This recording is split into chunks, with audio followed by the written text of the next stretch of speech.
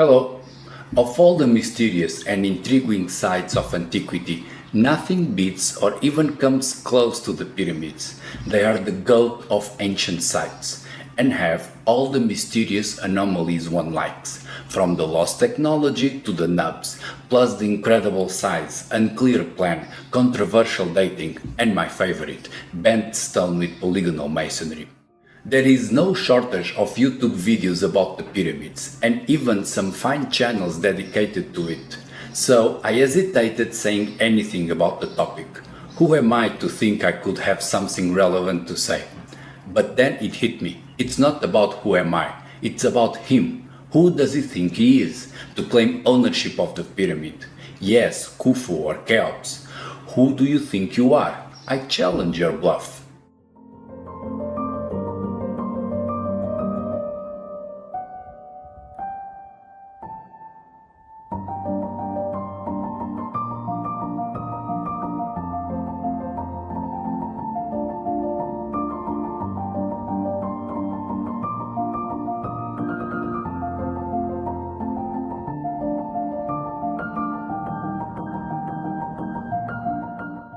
I assume most people are aware of the pyramids in Egypt and how massive and incredible they are and whatnot. So I won't cover those details and move straight to the point. No, the Great Pyramid was not made for one King Khufu, as it is regularly repeated in mainstream archaeology, because Khufu was just one guy and the pyramids is way more impressive than it could ever be. And also because of the evidence. Officially, we are told to believe that this older guy called Snefru wasn't sure where he wanted to die, so he had made 3 complete pyramids just to end up buried in a shoddy mastaba. To add insult to injury, his son Khufo built the whole Great Pyramid in less than 20 years. Then the grandson and the next one did nearly the same with the other 2 pyramids, meaning 4 kings in less than a century managed to complete the 6 biggest pyramids ever. If all that sounds unbelievable, it's because it is. It gets worse. After being able to pop out massive, brilliant pyramids as fast as the Chinese make toys, just 5 generations afterwards, the Egyptian builders were done. Toast. Where once Snefru could build 3 pyramids like it was nothing, his great-great-grandson could not do any better than a sad pile of sand. Or, putting it simply, this whole official timeline for the pyramids is such a silly sequence of unlikely events, I wonder why are we even supposed to believe in them? Well, because of the titles?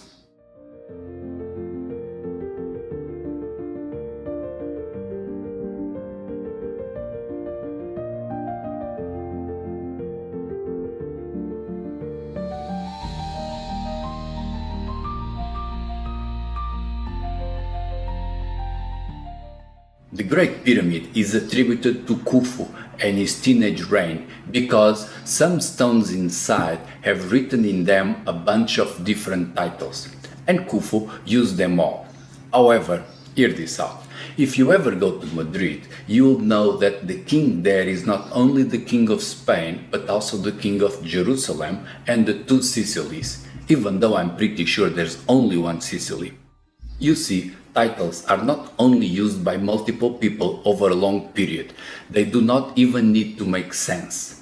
Knowing all this, could a rock with King of the 2nd or 3rd Sicily written on it be more important as historical evidence than the 2 million piled megalith in a pyramid shape? It's not, right?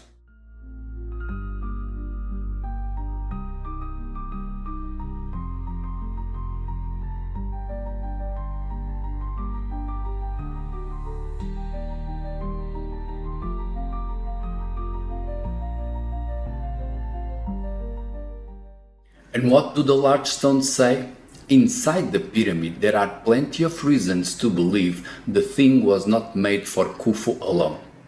But let's stick to the temple outside, the Valley Temple, where the polygonal stones are found. And you know how much I like bent stones and polygonal masonry, mostly because they cannot hide their awesomeness. The Valley Temple near the pyramid has a bent granite casing on top of eroded limestone blocks, in a way that they carved the surface of the harder rock to fit with the damage in the softer one. This suggests that the temple was made in two different eras. First with large sandstone blocks, following that the blocks were exposed a bunch of time, then came the granite casing. So this tells me it's not one temple for one guy alone, it's at least two. Oh but wait, it gets worse. The carbon-14 dating for whatever organic material was found inside the pyramid points to at least a 200-year span for building that thing. And in this I tend to agree with carbon dating. That 200 years is not too long if one is building a 2 million stone pyramid by hand. Plus, the same carbon dating for all of the pyramids is not compatible with the timeline of the kings, being out of order and a few centuries older. Further confirming that claiming the Great Pyramid was built in 20 years for just one guy stinks of misappropriation.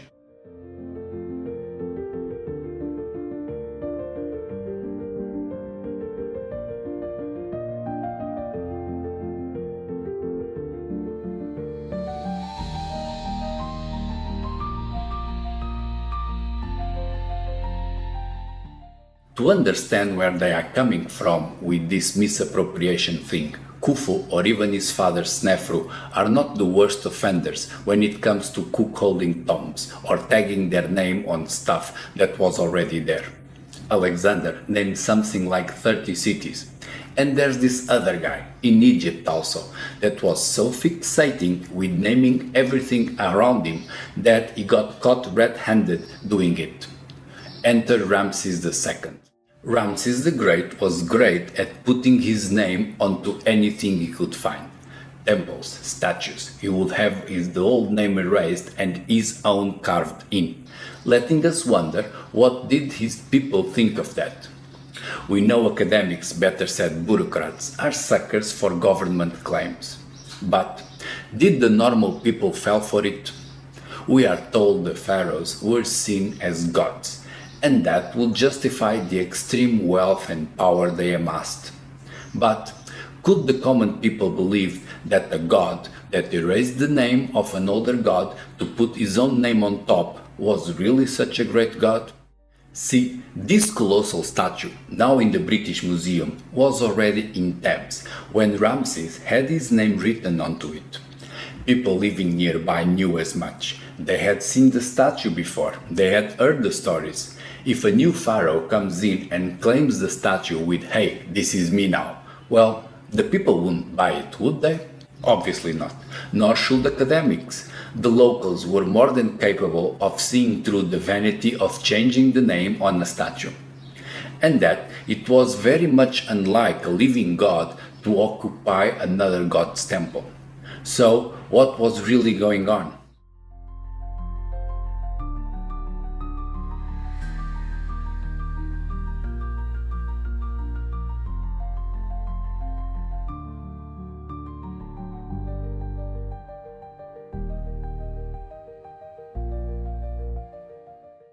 The least offensive option is that owning a pyramid was something like that title, King of the Two Sicilies, or a Prince of Wales thing.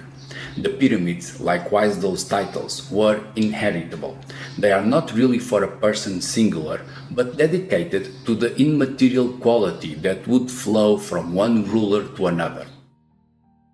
The most offensive alternative is that Ramses, or probably Khufo, were seen as frauds by their own people, and no one really believed that they were entitled to rule, and mostly paid lip service to whatever was a quick buck, with the scribes writing down fantastic tales of divine royalty because they had tenure. Which one is it? Well, the evidence points out to the first and more benign case, being the evidence that the pyramid is there. It was built and it was a lot of work to make it, spanning several centuries, so the builders could not be fully convinced that Khufo, Three Sicilies or whoever were just posers.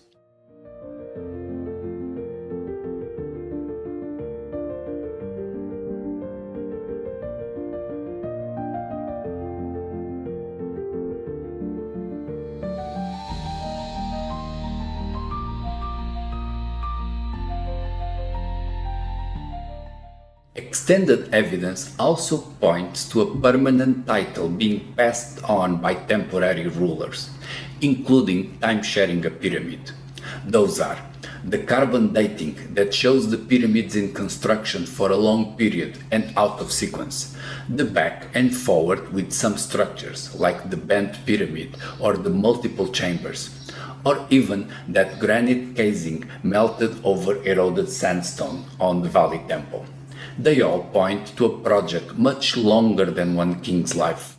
Obviously, only a gullible person or one with a student loan for an archaeology degree, which is kind of the same, would actually believe that Snefru built 3 pyramids and disliked them all, or that the normal order of events is to first build the Great Pyramid in under 20 years and later on to fail with nothing better than sand piles. It's so ridiculous, they have to be hiding something, right? Why would academics insist on such a fake timeline for the pyramids? I don't know, obviously. I can only speculate with stuff like laziness, agreeing with their bosses, arrogance, a Marxist bias, wanting to be in on the funding scam, and other stuff. That all summed up to the great man in history theory.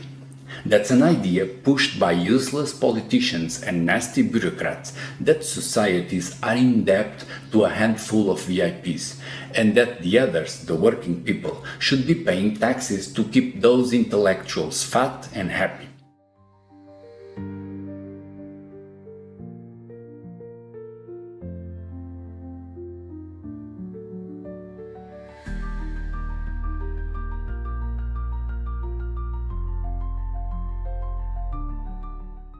That's it. The official calendar for the pyramids feels as fake as saying the whole thing was built by Cyclops before the flood.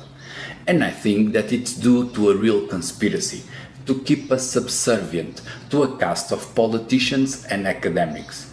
Because if we start searching for better explanations, we might not find the physical Atlantis, but we'll surely reveal that the king and his cronies are not so important, and they do not deserve to rule us. After all, who do they think they are?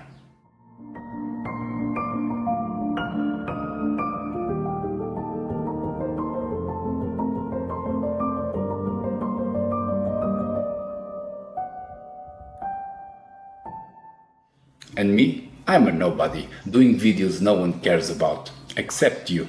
Thanks, I'll see you soon.